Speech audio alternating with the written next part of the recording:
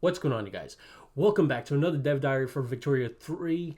I am a little bit late on this because this Dev Diary popped up in June 3rd and we are on August 4th. So quite late, but if you guys are with me, let's find out about this together. All right, so hello and welcome back to another Victoria 3 Dev Diary. Today we'll be talking about 3 of the 4 main currencies of the game, namely capacities, the last being money, which we'll of course come back to later. We mentioned in the first Dev Diary that there is no mana in Victoria 3, and since this Dev Diary is all about the game's currencies, I want to be clear on what I mean by that. When we say there is no mana, we mean that the resources in Victoria 3 arise and are spent in clearly defined ways that are parts of the simulation, not from overly abstract concept or vague idea. There is, of course, some degree of abstraction involved. All games are abstractions after all, but we want all the game's currencies to be strongly rooted in the mechanics and not feel arbitrary. But enough of that and onto capacities. What exactly are they? Well, for starters, calling them currencies is not actually accurate. Capacities are not a pooled resource and are not accumulated or spent, but instead have a constant generation and a constant usage, similar to, for example, administrative capacities in Stellaris. Interesting. Okay. And you generally want to keep your usage from exceeding your generation. Each capacity represents one specific area of your nation's ability to govern and is used solely for matters relating to that area. As mentioned, capacities are not accumulated, so excess generation is not pooled, but instead there is an effect for each capacity which is positive if generation exceeds and quite negative if usage exceeds generation. A country that incorporates territories left and right without expanding its bureaucratic core may quickly find itself mirrored in depth as tax collection collapses under the strain. Interesting. All right. So that's something that I keep an eye on. So like as you expand, if you're the US and you expand west and you don't work on your bureaucratic core, you're not going to get money. Bureaucracy represents a nation's ability to govern, invest in, and collect taxes from its incorporated territory. It is produced by the government administration building where many of a nation's bureaucrats will be employed. Interesting. So this is, I'm getting that Stellaris kind of feel to it. All of a nation's incorporated states use a base amount of bureaucracy, which increases with the size of their population, okay? And further increased by each institution, such as education or police, more on those later, that a country has vested in. Overall, the purpose of bureaucracy is to ensure that there is a cost to ruling over, taxing, and providing for your population. Administrating China should not be cheap. Yeah, definitely. The Swiss bureaucracy is currently a bit overworked, and the country could certainly benefit from another government administration building or two. Oh, wow. 1.4 tax waste. Oh. Wow. Okay.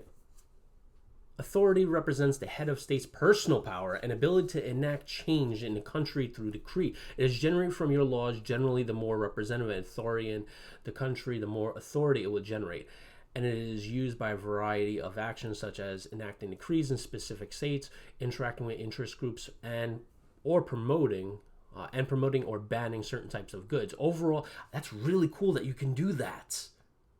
Oh, I love this. Makes me want to be a dictator here because I feel it's going to get a little bit more complicated the more republic-wise you go. Overall, the purpose of authority is to create an interesting trade-off between more or less authoritarian societies. By shifting the distribution of power away from the pops into the hands of the ruler, your ability to rule by decree is increased and vice versa. The Swedish king has more authority at his disposal than he is currently using, slightly speeding up the rate at which laws can be passed. Oh, cool.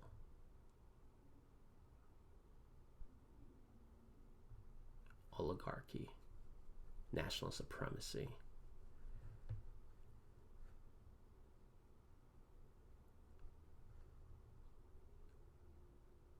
Oh, that's cool. Yeah, this is definitely some big changes for Victoria. These are like huge. So it's not like a simple, like, all right, we're just going to bump up the graphics and add a little things. No, this is a huge change to Victoria. Like, they're bringing that whole thing up here regarding the bureaucracy. I definitely very inspired by Stellaris. Influence represents a country's ability to conduct diplomacy and its reach on the global stage. It is generated primarily from your rank. Great powers have more influence than major powers and so on, and is used to support ongoing diplomatic actions and pacts such as improving relations, alliance, trade deals, subjects, and so on. Overall, the purpose of influence to force the players to make interesting choices about which foreign countries they want to build strong relationships with.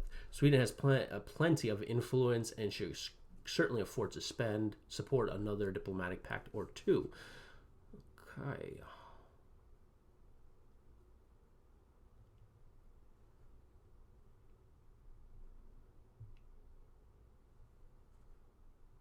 Nice.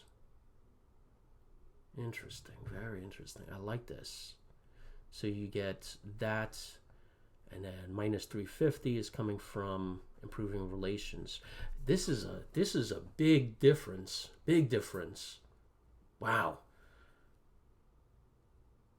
I mean, I haven't played Victoria 2 in a while, but I don't recall this being I do feel like this is very different from those systems. And I'm trying to recall Victoria 2 in my head on how those were generated and how those systems worked. I guess I got to replay it to kind of compare the two, but I do feel this is quite different. Especially this. This is definitely, I know, brand new without a doubt. But I really like these changes. I'm not, I can't like make I guess, an opinion now because I haven't played the game and see how these work out. But I'm very interested in these new systems. So, yeah, this is going to be really cool to play with and kind of test out. So, that's Dev Diary number 2. Hopefully, you guys enjoyed it. I'm very interested in getting to the next few ones because they're very interesting and exciting things that I definitely want to get into. And of course, wars. I definitely want to hit up on that because those were, the juicy parts. Not really. I really loved Victoria 3 and Victoria 2, mainly for the economy management. That was the best part of the game. But all right, guys. Hopefully, you guys enjoy this. Catch you in the next one. See you then.